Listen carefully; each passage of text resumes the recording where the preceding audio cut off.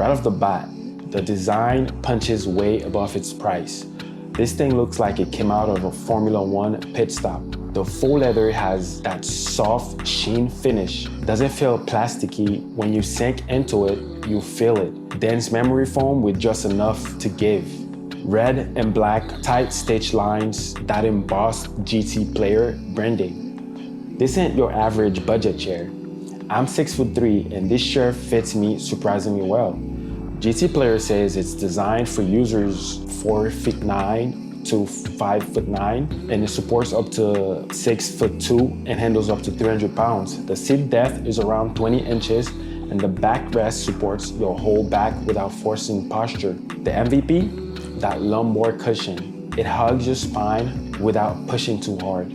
Now here's something most budget chairs fail to have, the footrest. This one, surprisingly, it's sturdy. It's not flimsy, it slides out perfect. With 150 degrees of reclining and the chair linkage to the armrest that move with you.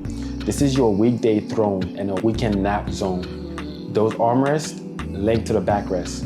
So when you lean back, they go with you. Perfect wrist and elbow support. Let's talk about the surprise tech. Dual Bluetooth 5.1 speakers, built right into the headrest.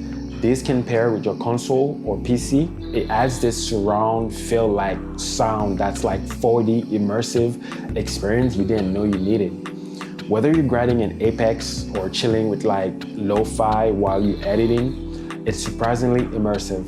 And the base is solid. No creaks, no rear tilting, just clean, confident construction. Where most budget chairs fall apart, long-term comfort, I've done 4+ hours stretches, editing, gaming, just vibing, and my back didn't hate me.